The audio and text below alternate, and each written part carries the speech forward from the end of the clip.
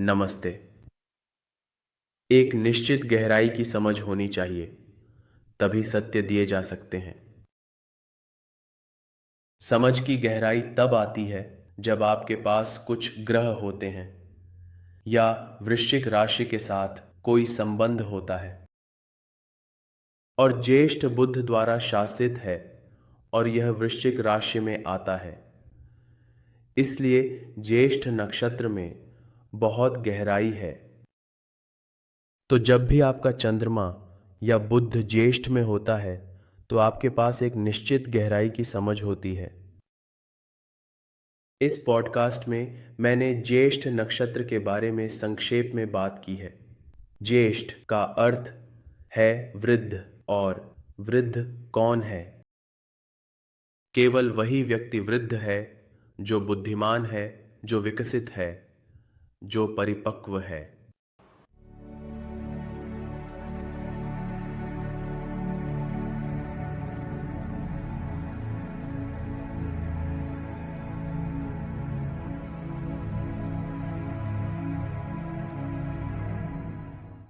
वृश्चिक सबसे महत्वपूर्ण राशियों में से एक है और यह सीधे 8वें घर से जुड़ा हुआ है, क्योंकि यह 8वीं राशि है और यह काल भैरव कुंडली में 8वें घर पर शासन करता है।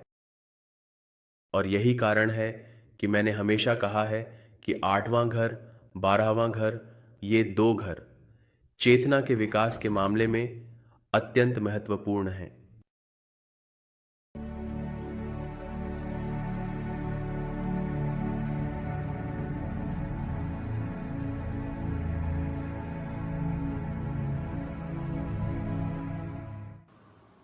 तो इस पॉडकास्ट में बहुत कुछ है जिसमें मैंने ज्येष्ठ नक्षत्र के बारे में बात की है, और इसलिए चलिए शुरू करते हैं।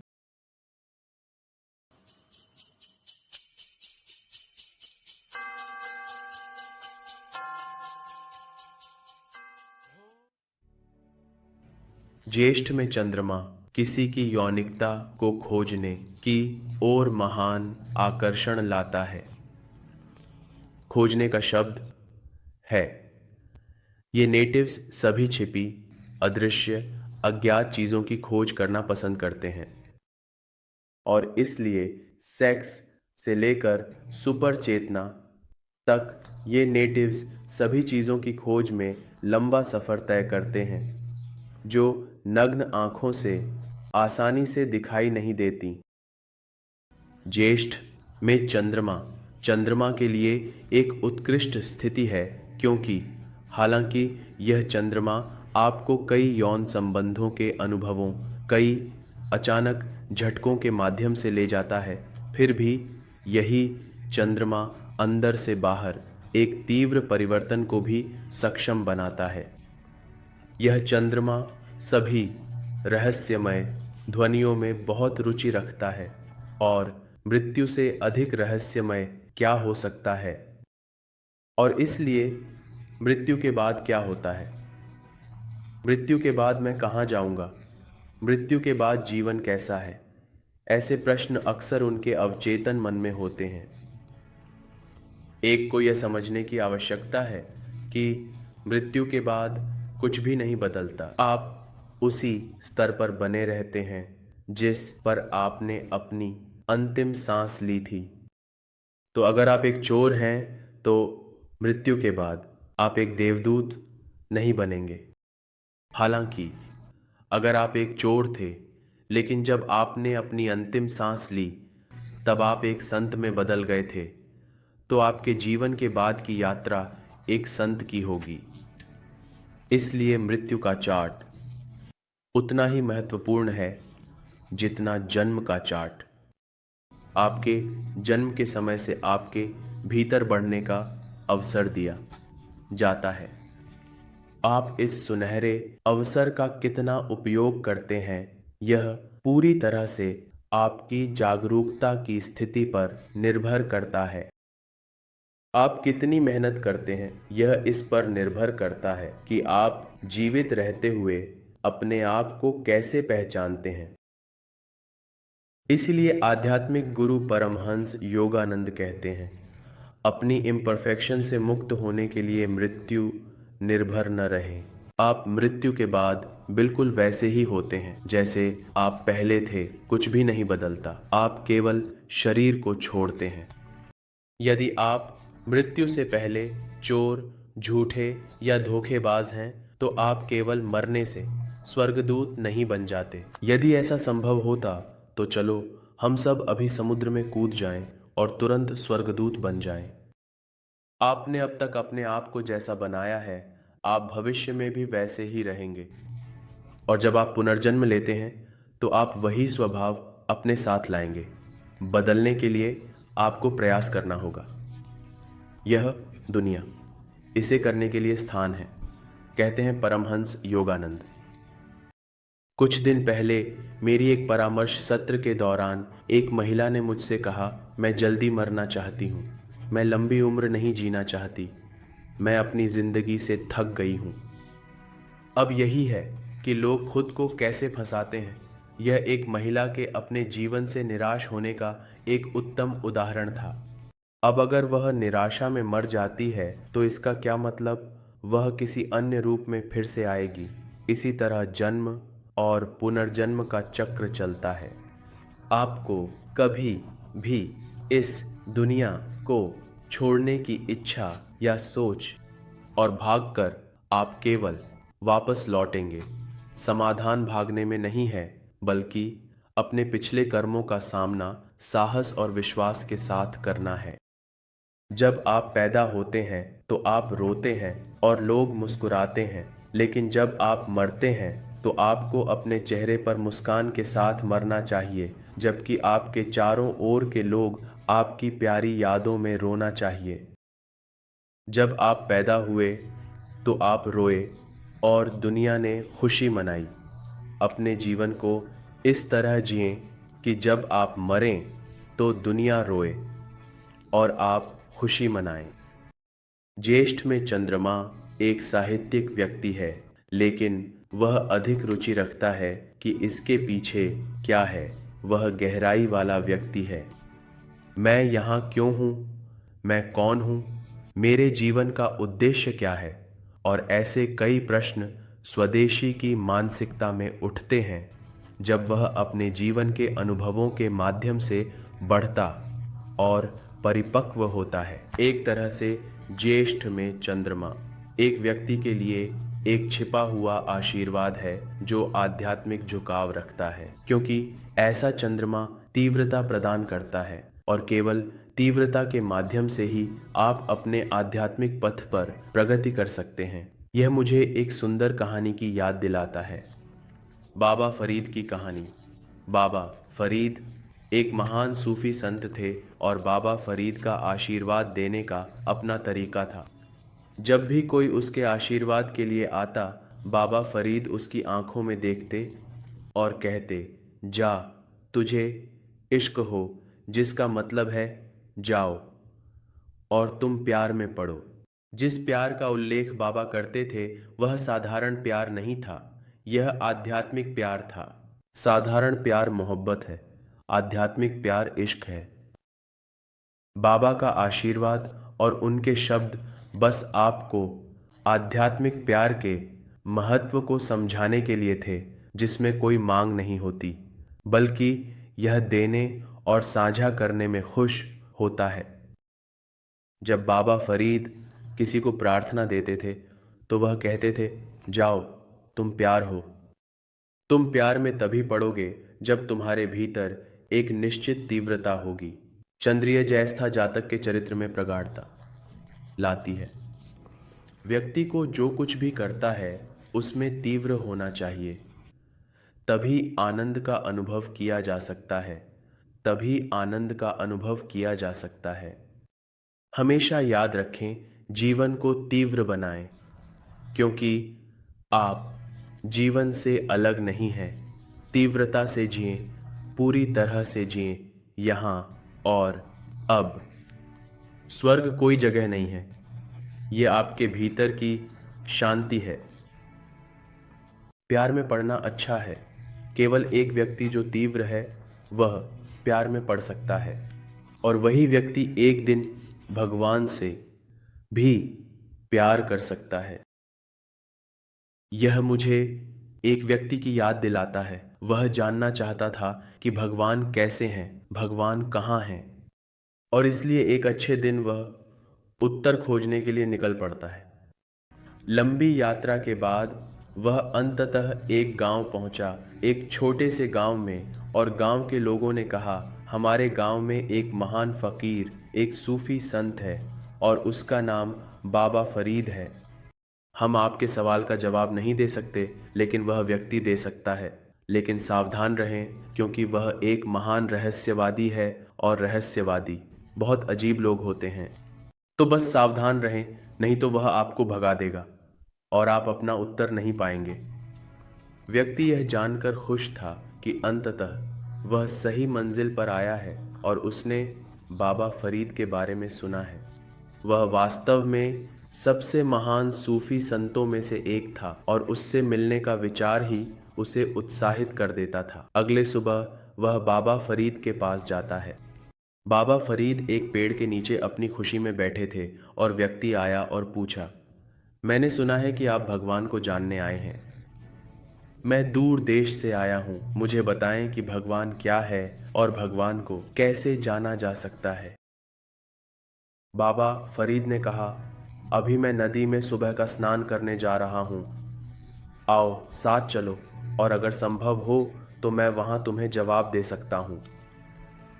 व्यक्ति ने सोचा कि बाबा यहाँ खुद जवाब क्यों नहीं दे सकते, नदी के किनारे क्यों, यहाँ क्यों नहीं। लेकिन फिर उसने सोचा कि बाबा का अनुसरण करना बेहतर है, अन्यथा जैसे गांव वाले ने कहा, वह मुझे बस भगा सकते हैं।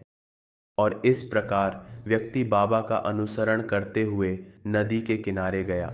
जब वे पहुँचे, बाबा ने कहा, तुम अपने कपड़े उतार दो, नग्न हो जाओ और मेरे साथ नदी में आओ, शायद मैं तब तुम्हें जवाब दे सकूं। व्यक्ति ने सोचा, यह बहुत आगे बढ़ रहा है, मैं कैसे नग्न हो सकता हूँ। लेकिन फिर नदी के आसपास कोई नहीं था, इसलिए उसने सहमति दी। उसने अपने कपड़े उतार दिए, नग्न हो गया और नदी में कूद गया। बाबा ने भी कूद लगाई और फिर बाबा ने व्यक्ति के सिर को पानी में धकेल दिया। व्यक्ति संघर्ष करने लगा, लेकिन वह एक पतला आदमी था, शायद एक दार्शनिक, जिसने कभी अपने शरीर पर ध्यान नहीं दिया, और इसलिए वह संघर्ष कर रहा था। और बाबा ने व्यक्ति के सिर को पानी में रखा, उसे पानी से बाहर नहीं आने दिया। आदमी संघर्ष कर रहा था, अपनी सारी कोशिशें लगा रहा था। बाबा एक बहुत मजबूत आदमी थे और इसलिए इससे लड़ना बहुत मुश्किल हो रहा था। आदमी ने अपने सिर को पानी से बाहर निकालने के लिए जुनून के साथ अपनी पूरी कोशिश की। आखिरकार वह सफल हो गया। जैसे ही वह अपने सिर को पानी से बाहर उठाने में सक्षम हुआ, उसने बाबा की ओर देखा और कहा, यह क्या पागलपन है, मैं आपके जैसे आदमी का अनुसरण करने के लिए पूरी तरह से गलत था। बाबा मुस्कुराए और कहा, तुम सब कुछ भूल जाओ। तुम मुझे बताओ, जब तुम्हारा सिर पानी में धकेला गया था तब तुम क्या सोच रहे थे। आदमी ने कहा, सोचने का कोई समय नहीं था। मैं पूरी तरह से इस पर केंद्रित था कि कैसे बाहर आना है। पानी से बाहर आने के लिए पूरी तरह से ध्यान, पूरी कोशिश। बाबा ने कहा, जब तुम भगवान की इतनी तीव्र इच्छा करते हो तो तुम भगवान को जानोगे, इससे पहले नहीं। तो अब तुम जाओ। हमेशा याद रखो, तकनीकें, दर्शन और विधियां तुम्हारी मदद नहीं करेंगी भगवान को पहचानने के लिए। यह तुम्हारा जुनून है, यह तुम्हारी तीव्रता है जो तुम्हारी मदद कर सकती है भगवान और जीवन की सभी कीमती चीज़ों को पहचानने में, जिन्हें तुम अनुभव करना चाहते हो। याद रखो, भगवान एक दार्शनिक सिद्धांत नहीं है, यह तीव्र जुनून का अनुभव है। कबीर कहते हैं, जब मेहमान की खोज की जा रही है, यह मेहमान के लिए लालसा की तीव्रता है जो सारा काम करती है, और कुछ भी आवश्यक नहीं है, न कोई विधि, न कोई तकनीक। यदि तीव्रता महान है तो वही काम करेगी। सभी विधियां केवल तुम्हारी तीव्रता में मदद करती हैं। वे तुम्हारी मदद नहीं करते भगवान तक पहुंचने में, वे तुम्हें प्रज्वलित करते हैं। ज्येष्ठ तीव्र है, इसे ज्येष्ठ कहा जाता है, अर्थ वृद्ध। और ज्येष्ठ में चाँद तुम्हें और अधिक तीव्र बनाता है। और कबीर तीव्र पुरुषों और महिलाओं को चाहते हैं।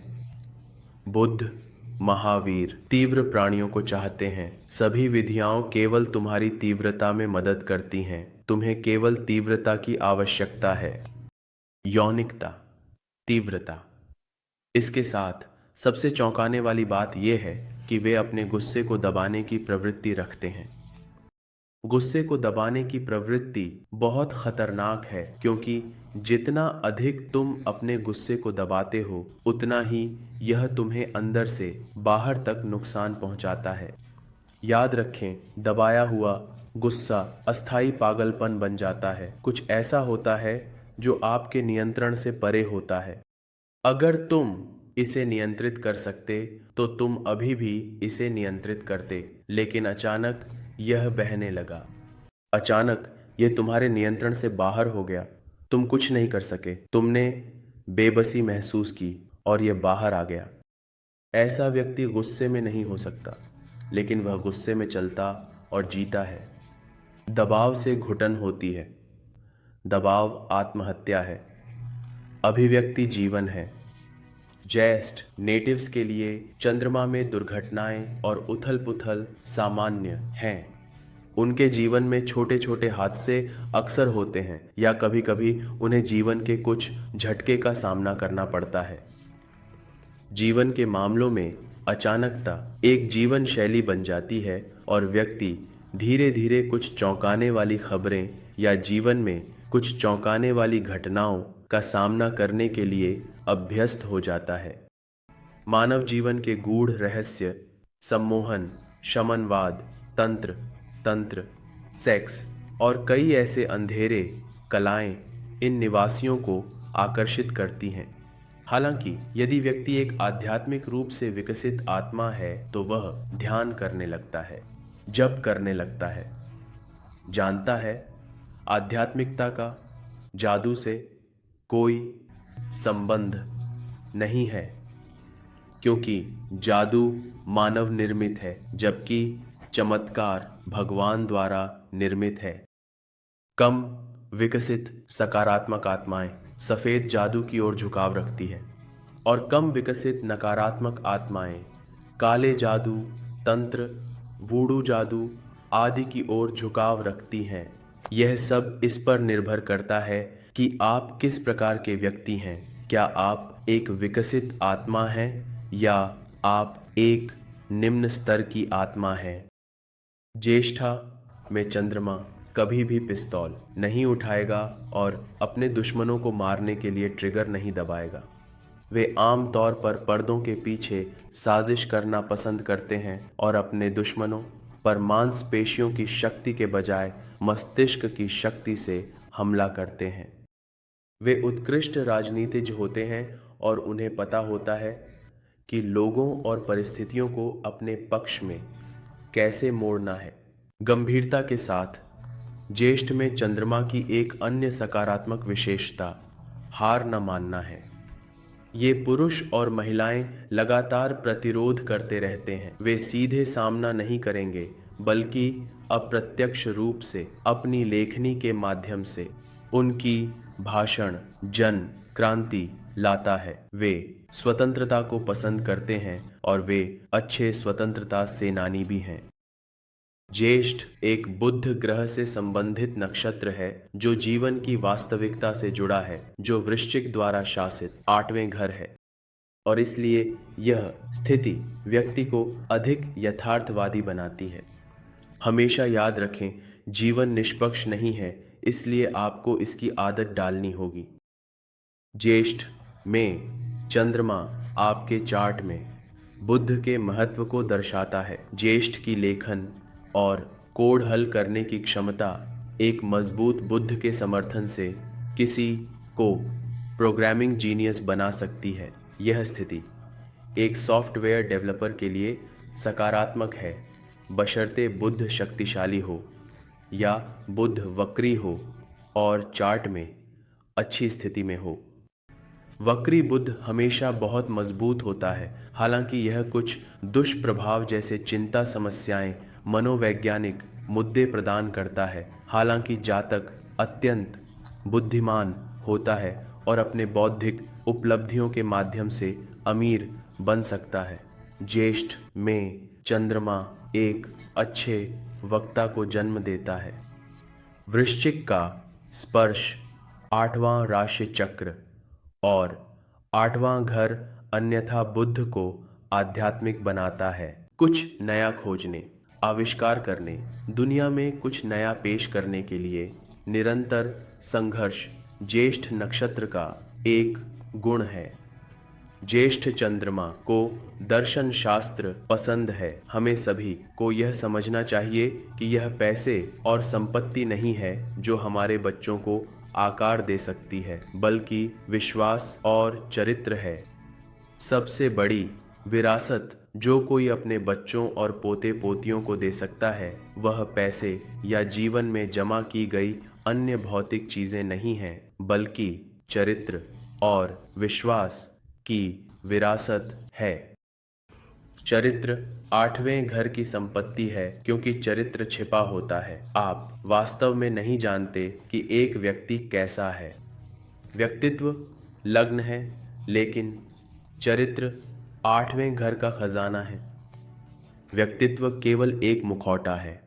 यह एक ऐसा शब्द है जो ग्रीक शब्द पर्सोना से निकला है, जिसका अर्थ है एक मुखौटा।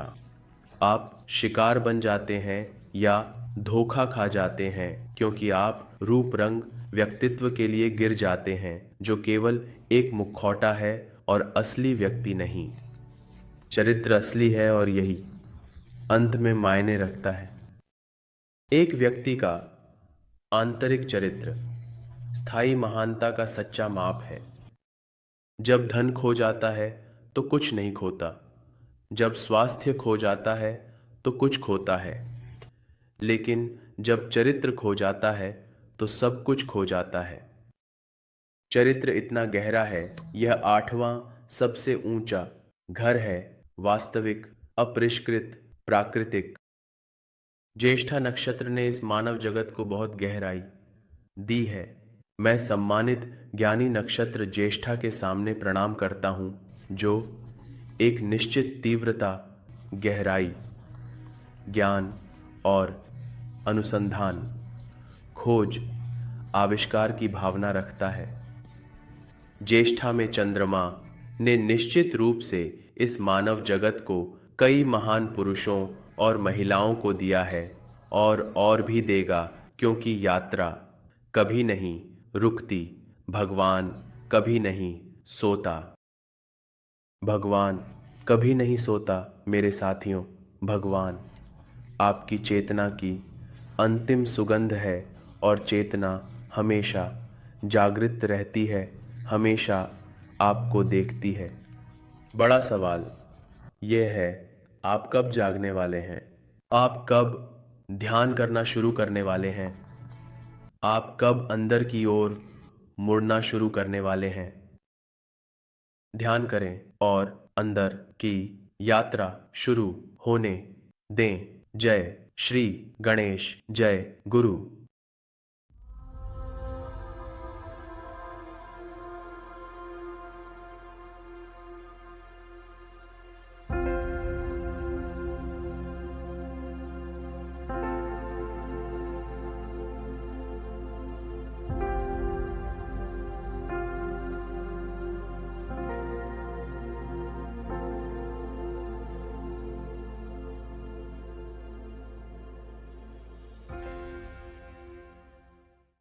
ओ गुम नमः। ओम गम गणपचय नमः। ओम गम गणपतये नमः।